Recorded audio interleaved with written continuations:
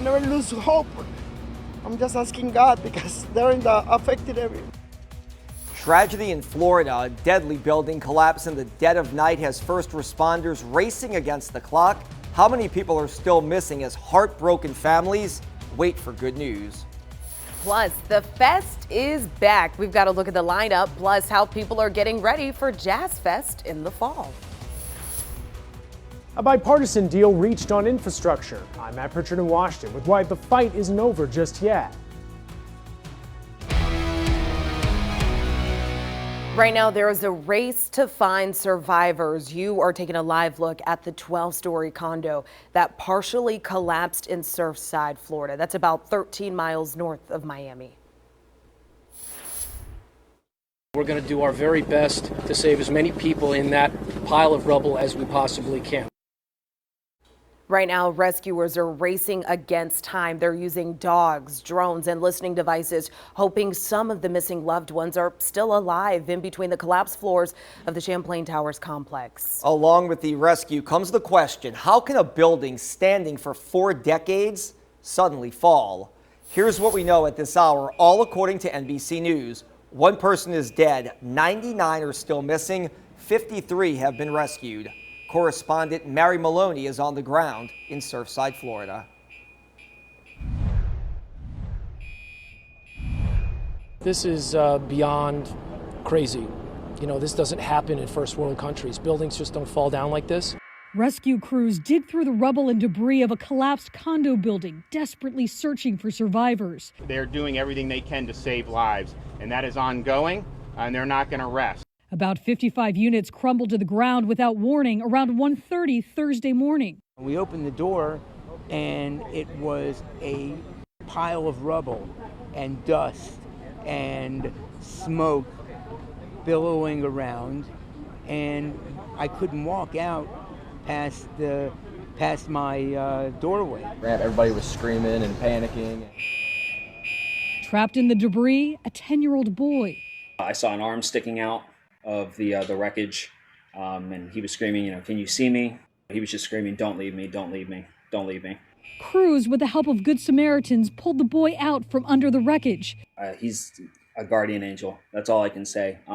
Given what happened, he came out unscathed.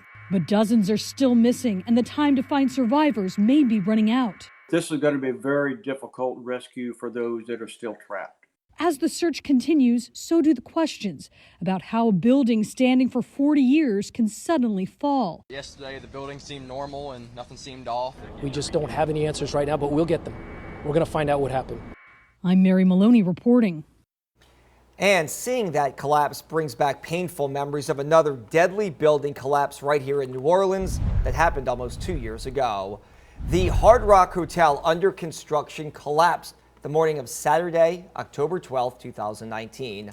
3 men were killed, all worked at the site. After months of legal back and forth between grieving family members, injured victims, area business owners, and the city, the developers of the site finally knocked down the doomed building that was an eyesore on busy Canal Street. Well, that story out of Seaside, Florida continues to develop at this hour. You can get the very latest right now on the WDSU app. And we'll, of course, have more coverage coming up in later newscasts. All right, let's shift gears. A live look outside. The sun is kind of peeking through, but it was absolutely storming in downtown New Orleans just about 40 minutes ago. Chief Meteorologist Margaret Orr live in the Weather Center. And Margaret, where is it still raining across the metro area? Because I know it's raining somewhere. Oh, it is. So we're looking out the window. If you look carefully, a little bit of rain there. Let me pop up our storm tracker. So this was a big storm that went from the lake to downtown and even just onto the West Bank. So wait, let me pause this. I'm going to put up our rainfall rate and our storm total. So we look at the storm total and it's showing up at about, a half an inch, so that's not bad. A little earlier, I was getting over an inch of rain in a short time. Here is a look at the big picture. We've got storms off to the west, and it's really widely scattered activity across southeast Louisiana. You've got a storm right there over the eastern portion of the lake. This is the big storm we had earlier. It's like two storms came together. Look at that rain that came down, rained itself out. South of the city over by Lafitte, you've got a thunderstorm. Right here in St. Bernard, you've got a thunderstorm, and then it's just widely scattered on the North Shore with the storm just to the west of Bogalusa. So what you can expect for tomorrow and into the weekend, when our rain chances will be going up. You can look at the lineup. The lineup is not designed to draw the festival back or to have any smaller festival. I mean, we're coming out with all guns blazing here. You heard it right. Jazz Fest is back after canceling last year because of the pandemic. And today we've got to look at some of the performers you can see in the lineup. We've got Foo Fighters, Wu-Tang Clan, the Beach Boys, and so many others. Jazz Fest organizers just announced the lineup today. Aubrey Killian joins us live at the fairgrounds. And Aubrey, a question people are looking for answers to is, how many people are they expected to host this fall? Hey there, Christina. So Jazz Fest says they're going to follow whatever restrictions are in place by Mayor Cantrell. But by October, get this, Jazz Fest says that they hope to have about 450,000 people. You heard that right here at the fairgrounds. So take a look. A major announcement by Jazz Fest today. You named some of the lineup. And they said that there's going to be no plans for mass or social distancing as well. The lineup, it's a lot bigger than expected. Jimmy Buffett, Stevie Nicks, Lizzo, Demi Lovato, the Foo Fighters, those are a few of the headliners. New Orleans area musicians like the Revivalists, Jean Baptiste, Irma Thomas, and Trombone Shorty, they are also set to perform. And while Jazz Fest says they do not expect to have any issues staffing this event, some local businesses say it might be a little tough when it comes to getting certain products shipped in from overseas to put on such a massive event all across the city. But still, bartenders like Lexi Segura says that she welcomes this major boost in sales. She cannot wait until this big event happens. I might cry. It's going to be good. It's going to be fun. It's going to be exhausting. It's going to be good. It's the October Comeback Festival, you know, and there was a lot of thought, well, you know, under this circumstance, would you make it smaller or kind of draw back or something like that? And from the beginning, we said, no, if people think that, they're in for a surprise because we're coming full on. It's our festival. New Orleans deserves, you know, the best there is. So the event, it is set to happen October 8th through the 10th, and again October 15th through the 17th. To see that full lineup, you can head to the WDSU mobile app right now.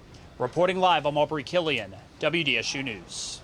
Aubrey, thank you. All new at 4, car thefts in New Orleans are on the rise, and one man says he was the victim twice in just 4 months.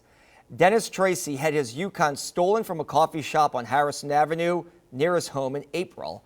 The car was eventually found, but it was damaged. When Tracy put it in the shop to get it repaired, he then rented another car, an Audi from Enterprise. On Tuesday, as he was parked at Broad New Orleans, that car was stolen. I've had enough. I don't think I can take another car theft. Today, New Orleans has almost 1,700 cars that have been reported stolen. Compare that to last year when that number was 1,380. That's an increase of 21%. Coming up all new at 6, hear how the president is making a push to stop crime in major cities like New Orleans. And over in Jefferson Parish, Kenner police arrested 2 18-year-olds. They're accused of breaking into cars, at least 3 vehicles. Marius White and Antoine Williams are in custody right now. Police say this morning around 1:30, someone who lives on East Loyola Drive in Kenner saw them pulling door handles, so they called police. Once they got to the scene, they say the 2 men ran off but were later caught with guns. They face several charges, including simple burglary, resisting arrest, and illegally carrying weapons. President Joe Biden and a group of bipartisan senators agreed on an infrastructure plan. However, the reaching debate is far from finished. Matt Pritchard is in Washington this afternoon with why this is a significant step. Matt? It shows the two sides can find common ground, but turning this bill into a law will still be a huge challenge in the weeks ahead. We have a deal. A breakthrough on infrastructure. We actually worked with one. We had bipartisan deals. Bipartisan deals means compromise. President Biden in lockstep with a group of bipartisan senators agreeing to their 8-year, $1.2 trillion proposal. We didn't get everything we wanted, but we came up with a good compromise that's going to help the American people. It meets the needs of folks who live from Virginia out to Arizona. The plan centers on roads, bridges, highways, rail and air transportation, as well as broadband, and comes with agreement on normally difficult details. We've agreed on the price tag, the scope, and how to pay for it. But that doesn't mean it's a done deal. Democrats say the bipartisan bill won't become law without the president's larger and more sweeping plans, which focus on so-called human infrastructure. Those are being prepared for an all-Democrat reconciliation vote later this year. There ain't going to be an infrastructure bill unless we have the reconciliation bill passed by the United States Senate. A sticking point that could unravel these bipartisan gains. McConnell's going to say, I need some guarantees here that you're not going to just throw everything we just fought to get out of this bill into a second bill that we don't even need to give you our votes on. The Senate Majority Leader Chuck Schumer says he'll bring the bipartisan bill up for a vote, but it's likely to happen after the 4th of July recess. In Washington, I'm Matt Pritchard. Matt, thank you. The package also provides for electric vehicle infrastructure as well as other environmental considerations. Still to come, she went from challenges to a thriving business, all thanks to a special partnership. We've got the inspiring story of how they are helping young people in our city. And coming up at 4:30, car rental storage prices sky high. The new app that lets you rent somebody's car for less in an all-new Rossin Reports. As we go to break, let's go ahead and give you a live look at traffic on this Thursday afternoon. You're watching WDSU News at 4.